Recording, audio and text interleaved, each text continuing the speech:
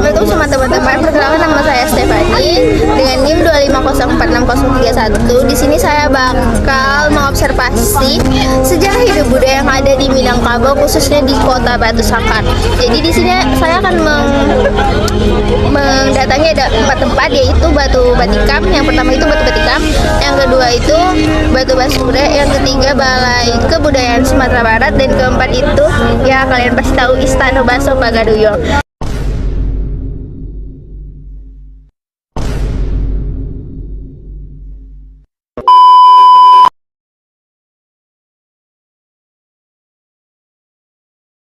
Nah, baiklah, kunjungan pertama saya itu ke Batu Batikam.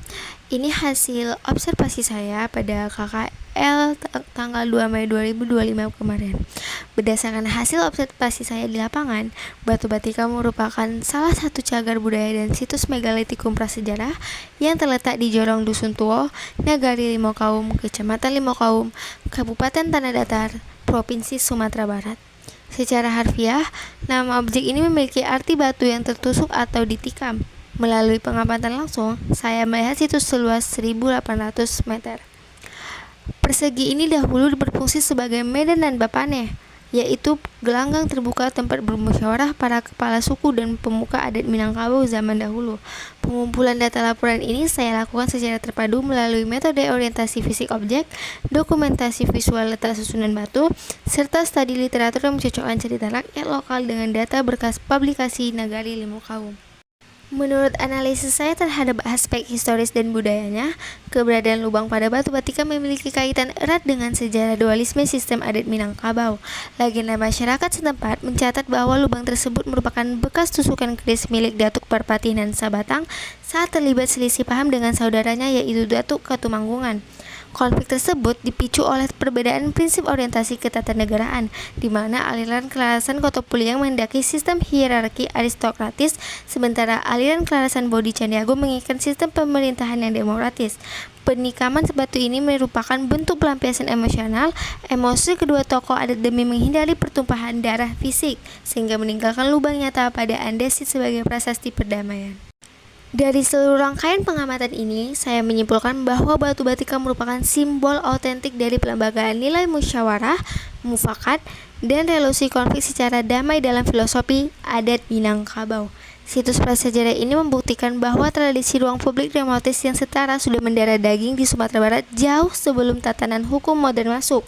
Kondisi fisik situs saat ini terpelihara dengan asli, namun narasi tertulis di lokasi perlu diperbanyak agar para mahasiswa dan peneliti dapat menangkap esensi nilai sejarah di balik lubang batu purba tersebut secara utuh. Yang kedua itu saya mengunjungi Batu Basure. Berdasarkan hasil observasi saya di lapangan, Batu Basure merupakan situs prasasti peninggalan era Kerajaan Pagaruyung atau Malaypura yang terletak di Desa Kuburajo, Nagari Limokaum, Batu Sangkar, Kabupaten Tanah Datar. Istilah Batu Basure sendiri secara harfiah memiliki arti batu yang memuat tulisan atau piagam batu. Melalui pengamatan ini, saya mengidentifikasi objek tersebut sebagai salah satu dokumen tertulis tertua di Sumatera Barat yang diterbitkan oleh Raja Adityawarman pada abad ke-14 Masehi. Guna menyusun laporan ini, saya menerapkan beberapa metode pengumpulan data secara terpadu melalui pengamatan fisik langsung di cagar budaya, pengambilan dokumentasi berupa foto detail relief, serta melakukan studi literatur untuk mencocokkan temuan visual dengan kajian historis dari UPT Pustaka UIN Mahmud Yunus. Menurut analisis saya terhadap konten tulisan dan konteks sejarahnya, Batu Basure memuat beberapa pesan penting dari masa lalu, termasuk legitimasi kekuasaan Raja Adityawarman yang berhubung dengan dinasti di Majapahit dan Dambasraya. Prasasti ini juga berisi pengumuman resmi terkait hukum adat, struktur ketatanegaraan, batas wilayah geopolitik, serta menjadi bukti konkret penyebaran ajaran Buddha Bhairava di kalangan elit kerajaan. Di samping itu, teks di dalamnya menyebut wilayah kekuasaan kerajaan sebagai Kenakabendini atau Tanah Mas yang menunjukkan potensi ekonomi besar pada masa itu. Seluruh rangkaian kegiatan ini dapat disimpulkan bahwa Batu Basure menjadi bukti autentik eksistensi sistem literasi. Melalui hasil observasi saya terhadap fisik objek, didapatkan data bahwa prasasti ini menggunakan jenis batu andesit alami berbentuk monolit vertikal yang dipahat secara manual. Pada permukaan batu tersebut terlihat barisan tulisan yang dipahat rapi menggunakan jenis aksara Jawa kuno atau Dewanagari. Selain itu, kalimat pada batu dipahat menggunakan bahasa Sanskerta yang bercampur dengan kosakata Melayu kayu kuno. Untuk menjaga kelestariannya, saat ini batu kuno tersebut berada dalam kondisi terawat dengan perlindungan berupa bangunan cangkup atau kayu serta pagar besi pembatas di sekeliling situs. Di seluruh rangkaian kegiatan ini dapat disimpulkan bahwa Batu Basurat menjadi bukti autentik eksistensi sistem literasi, birokrasi maju, dan kedaulatan politik tingkat tinggi di Minangkabau pada abad ke-14. Upaya perlindungan fisik di lokasi saat ini cukup baik, namun kedepannya perlu ditingkatkan sarana papan informasi digital bagi para pengunjung. 3. Saya mengunjungi Balai Pelestarian Kebudayaan BPK atau Wilayah 3 Sumatera Barat.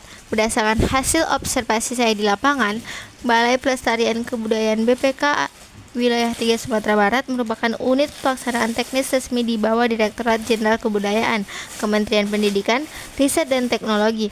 Kantor lembaga ini berpusat di Jalan Sultan Alam Bagagarsyah, Pagaruyung, Kecamatan Tanjung Emas, Kabupaten Tanah Datar, Sumatera Barat. Melalui pengamatan langsung, saya mengidentifikasi bahwa instansi dibentuk berdasarkan Permendikbudristek Nomor 33 Tahun 2022 sebagai hasil penggabungan fungsi dari Balai Pelestarian Cagar Budaya atau BPCB serta Balai Pelestarian Nilai Budaya atau BPNB. Pengumpulan data laporan ini saya lakukan melalui metode wawancara struktural dengan staf dinas, pencatatan dokumentasi administratif, dokumentasi visual makro bangunan perkantoran, serta studi literatur dari UPT Pustaka UIN Mahmud Yunus. Melalui pengamatan fisik saya terhadap lingkungan kerja kantor, Kompleks BPK Wilayah 3 Sumatera Barat memiliki fasilitas penunjang pelestarian budaya yang sangat memadai. Kompleks perkantoran ini terdiri kokoh dengan arsitektur perpaduan modern dan sentuhan lokal yang mencakup ruang kerja fungsional, ruang penyimpan data artefak, serta area pelayanan administrasi publik bagi penelitian sejarah. Karakteristik fisik yang paling krusial di lokasi adalah tersimpannya ratusan berkas hasil inventarisasi objek pemajuan kebudayaan atau OPK dan benda cagar budaya atau BCB se-Sumatera Barat. Keamanan dokumen fisik di dalam ruang penyimpan terlindungi secara ketat demi menjaga orisinalitas dan data sejarah tertulis dari risiko kerusakan biologis maupun kelembapan udara. Berdasarkan hasil observasi yang telah saya lakukan di Balai Pelestarian Kebudayaan Wilayah 3 Sumatera Barat di Batu Sangkar, saya memperoleh banyak pengetahuan mengenai sejarah masuk dan berkembangnya agama Hindu-Buddha di Indonesia, khususnya di wilayah Sumatera. Dan hasil observasi tersebut didasarkan bahwa pengaruh Hindu-Buddha masuk ke Indonesia melalui jalur perdagangan dilakukan oleh para pedagang dari India. Melalui hubungan perdagangan tersebut, terjadi proses penyebaran budaya, agama, bahasa, serta sistem pemerintahan yang kemudian berkembang sebagai kerajaan Nusantara. Dalam observasi ini, saya juga mengetahui bahwa pengaruh Hindu-Buddha membawa perubahan besar dalam kehidupan masyarakat, seperti munculnya sistem kerajaan, perkembangan seni dan budaya, aksara, sastra, serta peninggalan sejarah berupa candi, prasasti, dan arca. Selain itu, dijelaskan juga mengenai beberapa kerajaan Hindu-Buddha yang pernah berkembang di Indonesia, seperti Kerajaan Sriwijaya dan Majapahit yang memiliki pengaruh besar di dalam bidang politik, ekonomi, dan pendidikan pada masanya. Selama kegiatan observasi, saya melihat berbagai dokumentasi serta peninggalan sejarah yang berkaitan dengan masa Hindu-Buddha. Dari penjelasan yang diberikan, saya memahami bahwa peninggalan sejarah tersebut menjadi bukti penting perkembangannya peradaban Hindu-Buddha di Indonesia dan harus dijaga serta dilestarikan agar generasi muda dapat mengetahui sejarah bangsa. Dari hasil observasi tersebut, saya dapat menyimpulkan bahwa sejarah Hindu-Buddha memiliki peran penting dalam perkembangan kebudayaan Indonesia. Banyak nilai budaya seni dan tradisi yang masih dapat dirasakan pengaruhnya hingga sekarang. Oleh karena itu, peninggalan sejarah Hindu-Buddha perlu dilestarikan sebagai bagian dari warisan budaya dan identitas bangsa. Ketiga, yaitu saya mengobservasi ke Pagaruyung. Berdasarkan hasil observasi yang telah saya lakukan di kawasan Istana Bahasa Pagaruyung, saya memperoleh banyak pengetahuan mengenai sejarah Kerajaan Pagaruyung dan perkembangan budaya Minangkabau. Istana Bahasa Pagaruyung merupakan salah satu ikon budaya Sumatera Barat, menjadi simbol kebesaran adat sejarah masyarakat Minangkabau. Bangunan ini memiliki bentuk rumah gadang khas Minangkabau dengan arsitektur yang unik dan penuh nilai filosofi. Dari hasil observasi, saya mengetahui bahwa Kerajaan Pagaruyung pernah menjadi pusat pemerintah dan pusat pengembang budaya Minangkabau pada masa lampau. Selain itu, tempat tinggal raja, istana ini juga digunakan sebagai tempat musyawarah adat dan kegiatan penting kerajaan. Di dalam kawasan istana terdapat berbagai benda peninggalan sejarah, pakaian adat, senjata tradisional, serta perlengkapan adat Minangkabau yang masih dijaga hingga sekarang. Selama kegiatan observasi, saya juga mendapatkan penjelasan mengenai adat Minangkabau yang sangat menjunjung tinggi nilai musyawarah, sopan santun, dan kekerabatan. Selain itu, dijelaskan pula bahwa masyarakat Minang menggunakan sistem kerabat matrilineal, yaitu garis keturunan yang diambil dari pihak ibu. Dari hasil observasi tersebut, saya dapat memahami bahwa Istana Borobudur bukan hanya menjadi tempat wisata sejarah, tetapi juga bukti penting perkembangan budaya dan peradaban Minangkabau. Oleh karena itu, peradaban istana ini harus dijaga, dilestarikan agar generasi muda tetap mengenal sejarah dan budaya dan daerahnya.